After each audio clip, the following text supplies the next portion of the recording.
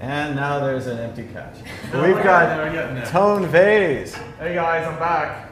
And we have a rarity at a Bitcoin convention. It's a girl. How's it going? What's your name and what do you do? My name's Alexa, and I've been recently calling myself a general sexuality influencer since I do so many things. All right, I'm not even going to look at the chat and see what they say. Make sure you hold the microphone close to your mouth. Because we have to compete and with talk mics. nice and loud because I'm probably going to out-talk you. Gotcha. So, you're a general sex therapist now, and you're focusing on geek issues?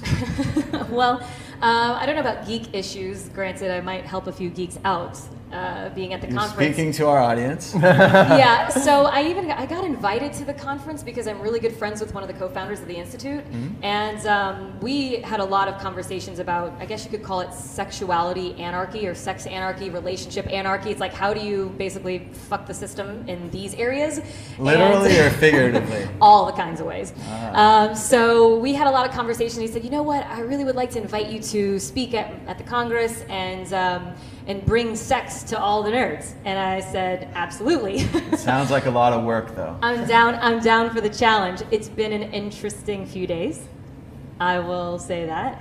But it's great, right? Everybody, you're either thinking about it, or you're doing it, or you wish you were doing it. Like you got here because of it. Like sex is a part of all of our lives. Sure. So I just talk about it a lot. All right, Tone's going to ask you questions now. Okay. And so you've recently started speaking about this publicly to a larger group of people, as opposed to working one-on-one or in small group consulting. So how do you compare and contrast the two? What do you really want to do with? I love this question.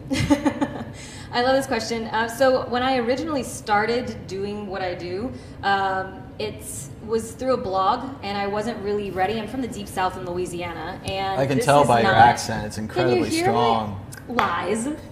Yes. Just every now and then you'll hear y'all come out, but so I was kind of hiding behind my blog, and then eventually it got so much attention that I stopped doing that, and and so I'm out, everyone. But basically, I kind of got this community of people that started to follow and kind of hang on everything that I said and did, and it was after that things progressed to where everything that I do now is community-based. That's what I want. I want people to start talking about the things that they should be talking about, that they want to talk about, that they have lots of questions about, but they feel that they can't. I want to give an environment for people to be able to talk about sex in a non-sexual way so they actually feel heard and seen and get their questions answered. Okay, so what's the number one issue that we should be talking about that we're not talking about? Well, that's a hard question. Well, as far as sex goes? It might be a similar question to what I was going to ask, because we mentioned it earlier, and I would love to know the answer. You mentioned that the government is oppressing people in their sexuality. I would love to hear more about that. Oh, yeah. I go off on a tangent every now and then, but yeah, sexually repressed people are not sane individuals, and the laws regarding sex, sexuality, and sex expression that makes us all very angry. It prevents us from being the best versions of ourselves. So no matter what, so this is where it transcends as far as the geek world. And well, I had a shirt on yesterday that said sex geek. So when certain conferences, I don't feel, it's geeky as well, you know. But basically, if this is where it'll transcend, is that people who do this as their world, this is what they do. If you're not expressing yourself sexually, then how successful are you? How clear is your mind? How far can you really go if you're not expressing, and especially if you're not doing it? So please get from behind your computer and go do it. Well, we are at a convention mainly filled with men, so I'm not sure how doing it would work out. But what should they do? They're repressed, they're behind their computer, they're in IRC, they're typing desperately horrible things in our chat that I can't even look at. What should they do? Obviously, stop the horrible typing. But what's the best advice you can give for someone that doesn't have the confidence to approach, women that they don't know or they're uncomfortable? We're not talking about like non-alpha men. What's the best advice you can give them? I love how you just generalized everybody. It's just throwing the whole audience under the bus. Yes, all of them. I'm sure if you. We do have some females in our audience. Everybody's actually an alpha depending on the company, right? So I'm not an alpha. Well, I guess I'm kind of an alpha in this company, but you know what I mean. So I would say get really clear on what you actually want, what you actually desire, and acknowledge your sex to begin with. Make it a priority. It should be a priority, and healthy communication about it, healthy expression of it. That's going to make you allow for you to have a general better life, I should say. So get really clear on what you want. That's kind of hard. Puns are always intended with me. Puns are always intended. But I wasn't going to say anything. Don't look at me. Yeah, you know, when people work with me, it's like I have to work with them to figure out what they really want to begin with. So that's a general exploration kind of process. So working with me one-on-one is usually, it involves a bit of meditation.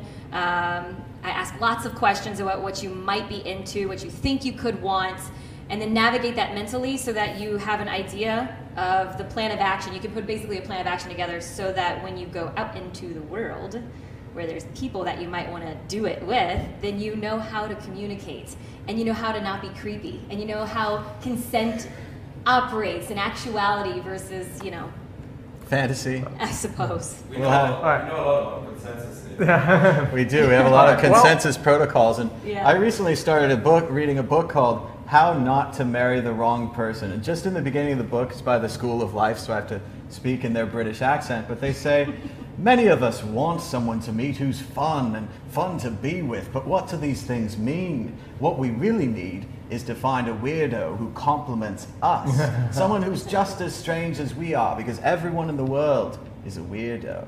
Would you agree with that advice from the School of Life? 100%. It's from the School of Life. It's called the School of Life. They're Yeah. pretty serious about their work. Yes. They had a coffee shop. I had to buy all their books, despite my no book buying in Europe policy, which I failed I horribly always at. fail. Is that because of luggage? Yes, Traveling? it's so heavy. I already left am them the on a same way. shelf in Amsterdam, but I'm going back soon to get my books. I have a library in Europe now. Yeah, I said that. You know, so many people think that they have to be a certain way. They have to be this particular version of themselves. That way another person will want to be with them or want to sleep with them or want to have them around. But the truth of the matter is that you can only put up that facade for so long before it completely crumbles. And then that person is like, you know, or they wind up having something come out of their mouth like, I hate Star Wars, or whatever, and then all of a You'd have sudden to your leave. life is crumbling down. We can get another just- guest in here. If you, Doesn't hate Star no, Wars. I'm saying not me, not I, but Okay, you know okay, what I mean. you Like stay. you tried to put that on, like I'm not geeky or I'm not this or I'm not that. And it makes you so nervous, that- right? You're constantly keeping up this Yes, facade. you What if can't she do what if it. she You finds can't out do it. hiding the action figures? Yeah, absolutely. So I say the same thing with your sexuality as well. Like for me, I'm in a conversation which I have no idea what comments are going to happen after I say all this.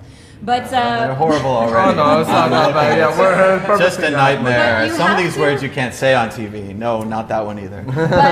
but you have to state your weirdness very early on, and when it comes to your sexual preferences, I'd say get into those kind of quickly too, because you don't want to freak someone the fuck out later, and you also don't want to wind up finding someone who will actually get naked with you, and then you're stuck only doing it one kind of way because you're afraid or you never expressed it from the beginning. So you have to be I do see Peter open. Todd raising his hands. No robot sex dolls. Don't mention the robots. Okay, sorry.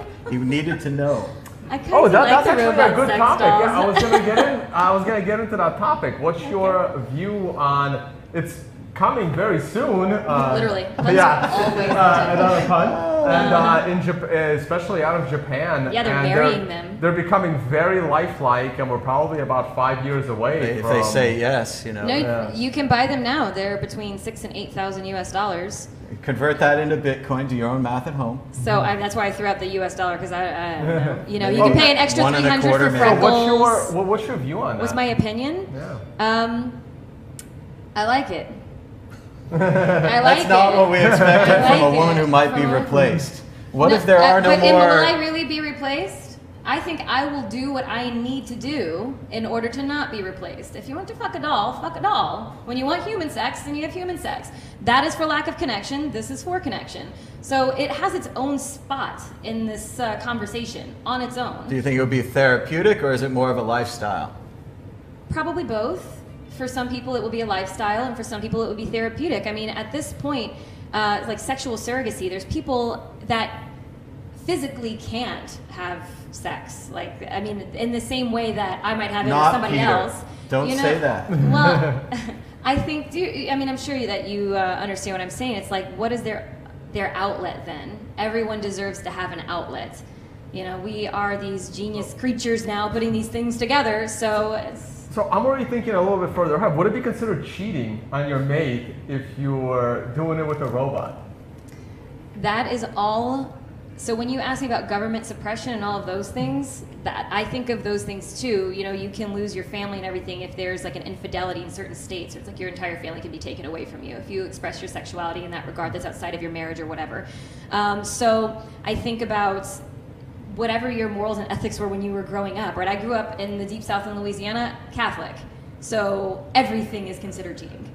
It's like no matter what. You what. still have to sit through Mass every Sunday, even though they repeat the same program every year. Yeah. Oh, geez. Yeah, so it was whenever, actually the book Sex at Dawn, which I'm obsessed with Sex at Dawn, and several other books in this particular genre, so to speak.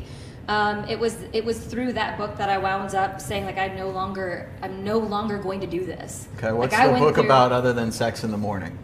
Well, it isn't even really about sex in the morning. It's a confusing title. It's modern why we mate, how we stray, and what it means for modern relationships. So it was a really big one. It was one of those books that it was like as I was reading it, I just kept thinking. It was a really big one. Okay. It was a big one. It was a big one. On Audible, it's like 20-something hours.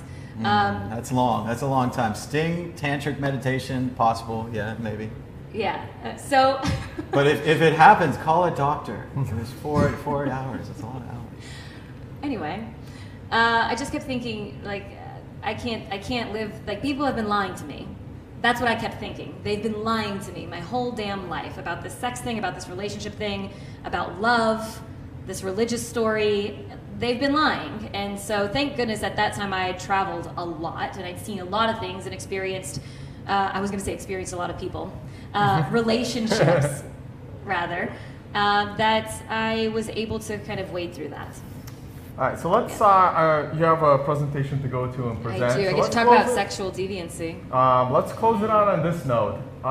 So, as we all learned, you were a Bitcoin virgin when you came to this event. Of course you had to throw in virgin. I'm not the biggest fan, unless we're talking about olive oil, so tell me. So how was your first Bitcoin experience? You were there. It was magical. Had to come with me so I could get I was like, a wallet? I know, this is really sad to admit all of this on there, but I mean, I think that I have met enough people to help me on this journey. I'll help you with your understanding your sexuality kind of journey, and you guys can help me with my Bitcoin journey. And how many have offered to help you with your Bitcoin journey? How many people are at the conference? Oh, so I should feel very special then. I guess so. I don't know. It's been very interesting. I've actually had a lot of conversations about consensual non-monogamy. People who travel a lot and have wives or girlfriends in different locations, and well, I guess it's because my first talk was about liberation within relationship structures. Now I'm going to talk about kink and BDSM and all of those things. Yeah, we've been streaming the wrong presentations. We might be in the wrong field here.